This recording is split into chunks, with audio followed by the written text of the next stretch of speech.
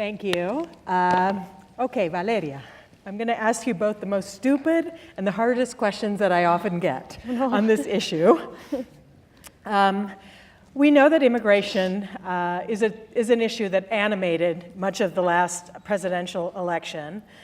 At a time when many Americans are so angry at the state of our country, how do you convince people to want to embrace refugees of any kind, even children?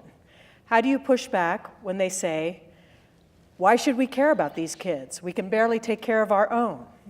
How do you tell someone who says, America first, who prefers to stand for that than for helping children who are running from danger? Well, it's a good question, and it's one that have been getting for a long time. And I always answer differently, and it depends always on the context. But the first time I ever got that question was in a classroom with students. I had just started working. It was my first tenure track university professor job, and I had to give a horrible class called Advanced Conversation in Spanish. It was, to me, it felt like it was going like an abyss, no? Like conversation for 6 months, just like that. What was I going to do? What was I going to talk about? And I ended up talking that first day about immigration, because that's what I had in mind all the time, my obsession. I had been going to court for several months already.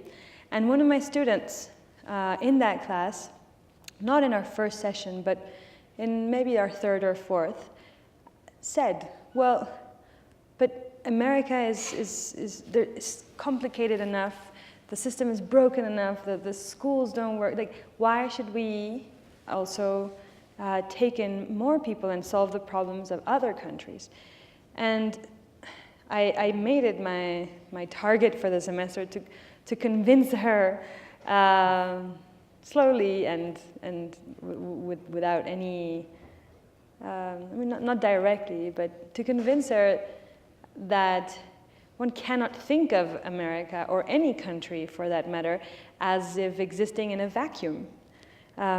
Historical processes involve the relations of many countries together, and especially in the case of immigration and immigration stories, there is just no way that we cannot understand that as a complex system with multilateral nexus and relations, and fluid relations. And in particular, with respect to the Central American undocumented child migrants, there was a long history that ties the United States with Mexico, with the countries of the Northern Triangle, and the governments of the countries those countries in our hemisphere are all to be held accountable. All need to understand their historical participation in what is happening right now. And just to be a little bit more precise with what I'm saying, the gangs that children in the Northern Triangle are fleeing, as you know, are fundamentally the MS-13 and Barrio 18, which were two gangs born in LA in the 80s, and around one of them in the 70s and the other in the 80s. And those gangs were initially Salvadoran and Honduran, but they were composed of a population that had, especially in the case of El Salvador, who had fled El Salvador because the population was being massacred by a military government whose operations were funded by the Reagan administration. So it's always a cycle, right? Then those same gangs in the 90s, through deportation programs of criminals, were deported, or many members of those gangs were deported. And what happened, as happens always, you can't sweep things under the rug or just pretend that if you sort of pass them on to the other side of a wall, imaginary or not, they're going to disappear. And what happened was that those same gangs that were contained in LA performed a kind of metastasis, like a cancer. And they grew and they expanded, and then they are now in Mexico and of course back in Central America. And those are the gangs that are targeting kids that end up fleeing and getting killed, most of them in Mexico, and some of them arriving here. But those same gangs are now also in the US again. So in the town where I work, in Hampstead, the town where I teach. Ground zero. Ground zero Yeah. right now. Yeah. That's where I teach, and that's where my student lives. The same student that asked me, why should we take care of their problems? I think by the end of the semester, she understood that Hampstead was part of a circuit involving many complex interactions, a long history, and that we as a society have to envisage this as a problem that belongs to all of us. It's not, you can't really put borders on these problems. Yeah, I mean, since the mid-90s, we've deported 300,000 criminals to Central America, many of them gangsters who, you talk about the metastasis that was, these people who were raised in LA, who were raised in Chicago, were sent back and really created this mayhem to some degree in Central America. And what responsibility and other roles did the U.S. have? You talk about the guns that go south and the drugs that come north, right? Much of this mayhem was in Colombia, and the U.S. squeezed Colombia, and it went to Mexico, and we squeezed Mexico, and it went to Honduras. What responsibility does the U.S. have in terms of all of these things? I mean, I think the U.S., as Mexico, have responsibilities on different planes, right? I would argue that there's just a moral responsibility on the side of citizenship, on the side of citizens, but it's difficult to convince people that they have a moral. It's something that we choose. We all choose to get involved or not. So the moral argument is maybe more different. The ethical argument is more difficult to make. But there is sort of the argument of abiding by international accords and laws. So the U.S., the children from the Northern Triangle have a chance to get a hearing and contest a deportation order because there are international accords that the U.S. participates in and which protect refugee children or make them eligible for forms of asylum. By the way, from that law that protects the children from the Northern Triangle excludes children from neighboring countries, right. So Canada and Mexico, but I don't think any Canadian kid has ever tried to migrate to the U.S. Yeah. So yes. It really just excludes Mexican kids, and that was an amendment that President Bush made to the law in 2007, right before leaving office. So, but there's those laws, and Mexico, for example, has not been abiding by that law. Mexico has become the chief deporter. You know? Yes. We had basically, through a lot of U.S.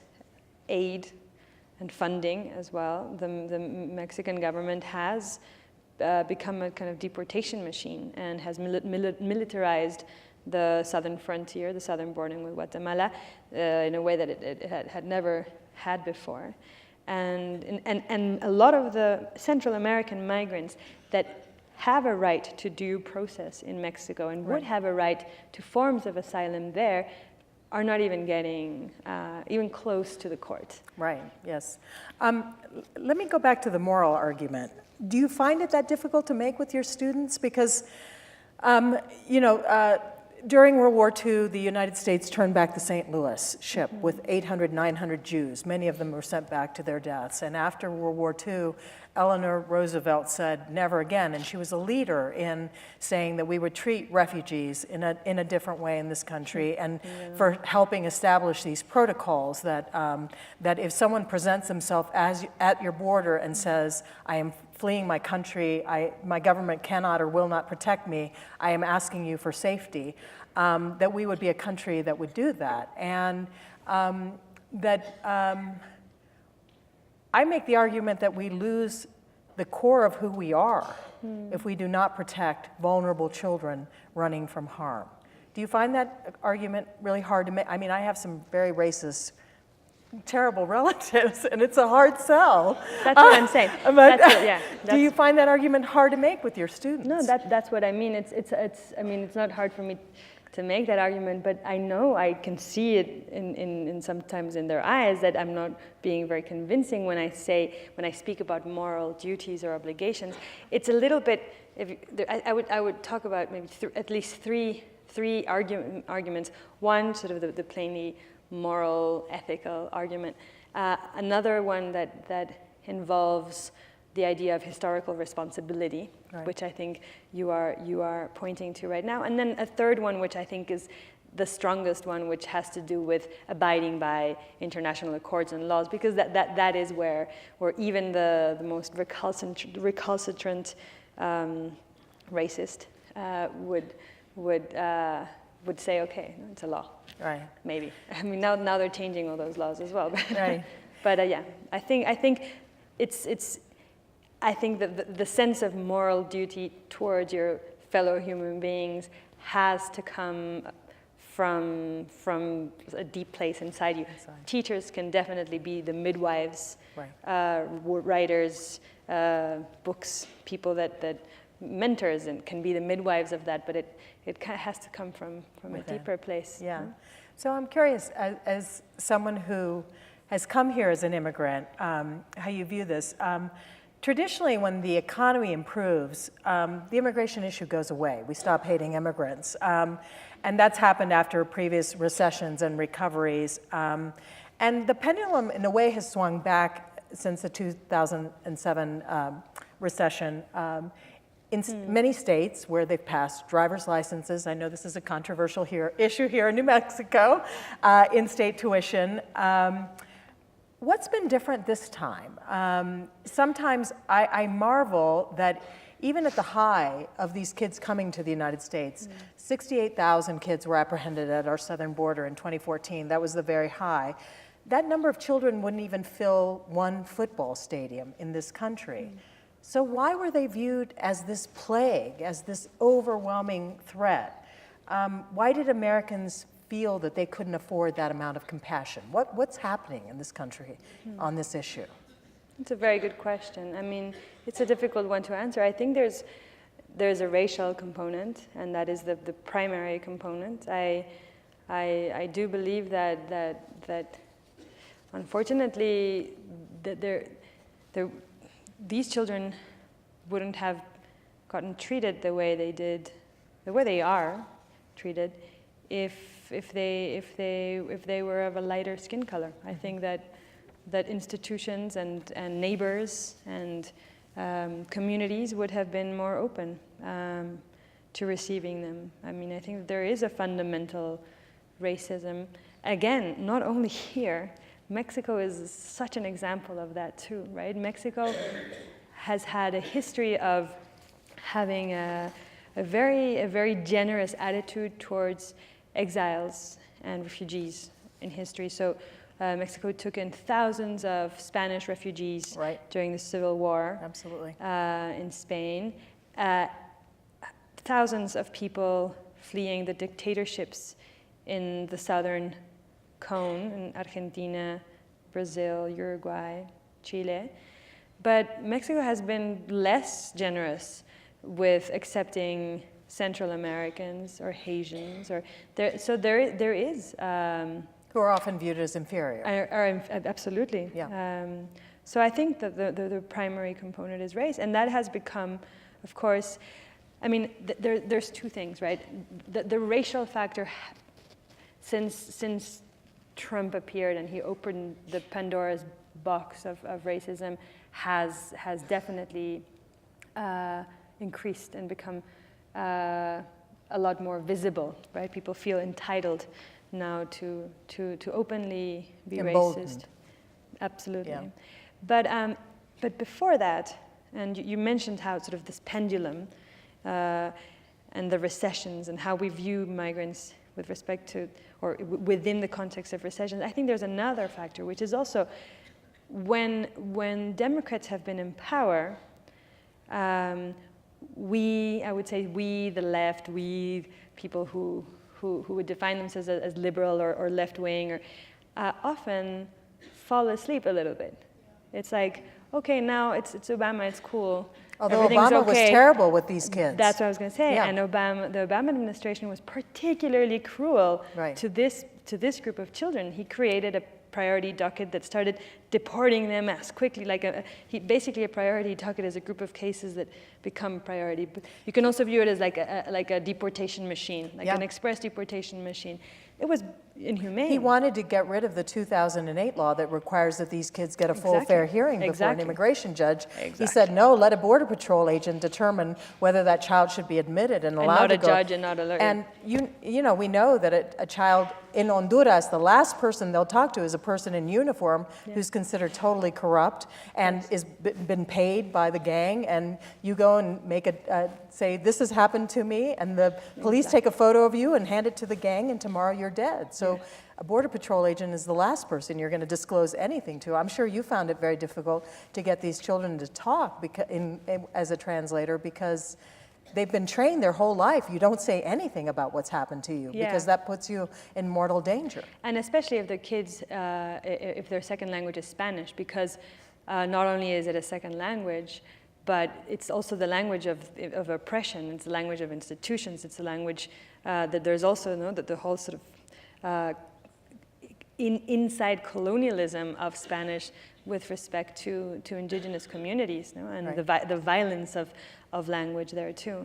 But just to finish the point about sort of the Obama administration and how the left wing often becomes just too comfortable when there's a Democrat in power, I think it's very important for us to not fall asleep and to think, for example, that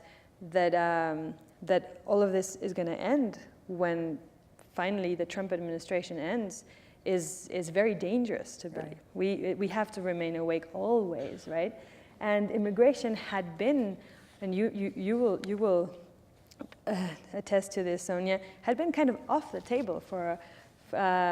It became like an issue that many people care about now again. Right. But during the Obama years, it was a lot of us speaking like alone. Right, and I think Obama was also very good at divide and conquer with different Latino and immigrant groups to say, well, you need to shut up about these kids if you want DACA to be brought to fruition. So he was very good at that. And they're still using them as bargaining chips. And he felt, from what I understand from people who were in the room, that he had to make that these children went away to a certain degree at the border because they might be used as an election issue, which indeed they were. So indeed they were. Yeah. Let me ask you about Mexico's role. I often, having written about immigration for 20, 30 years, my sense is that there are two things that will likely drive the immigration issue in the coming years. What under Trump? One is, how far will the business community allow Trump to go in terms of deporting people and putting the squeeze on before they say, this is hurting our bottom line?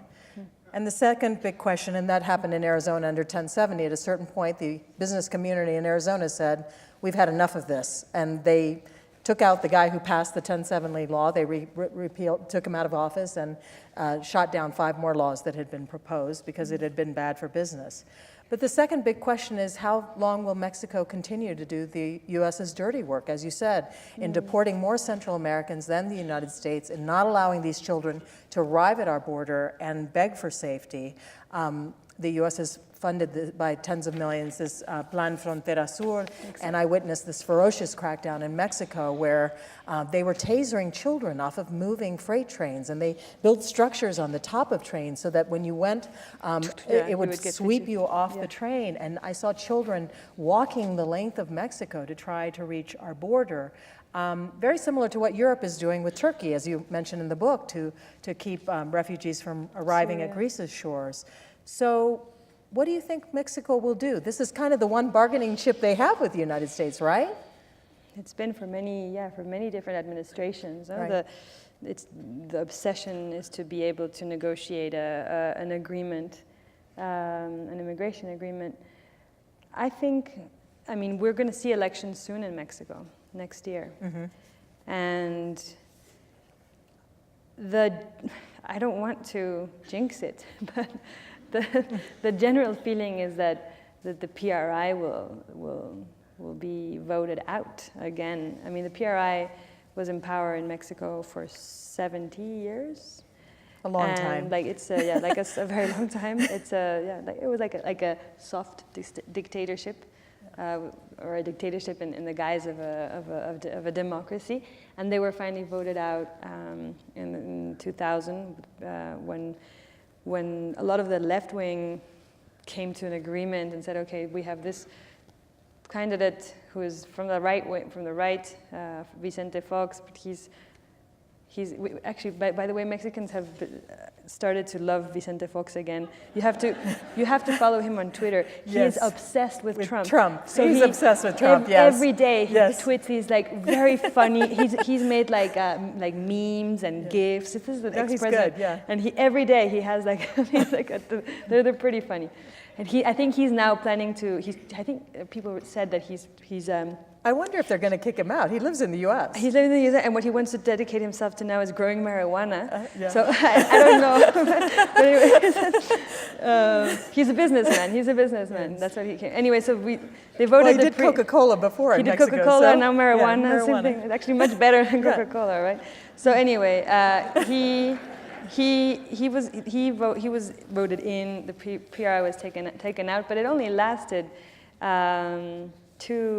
two administrations. In Mexico, there are sexenios. They last six very long years. Right. And this one is about to end. And after the mess that Peña Nieto has made in so many fronts, this administration, it's very likely that the next president won't be from the PRI.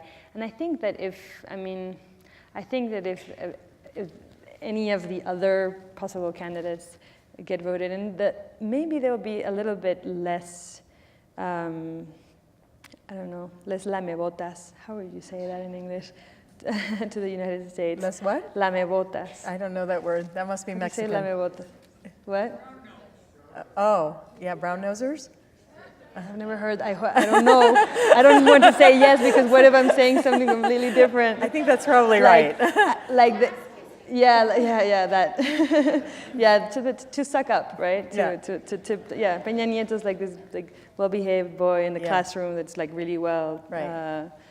His he's hair in the pocket is all, of someone, yes. But he's mean and evil and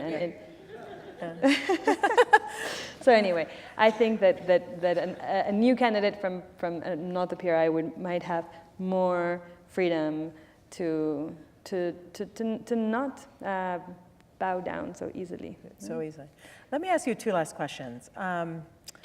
Writers don't like to discuss their next project for a lot of reasons, but I'll ask, will it again be about immigration? Latinos, I think, feel compelled to tell these stories because others might not tell them or they might not do it as well, but always fear being put in this box.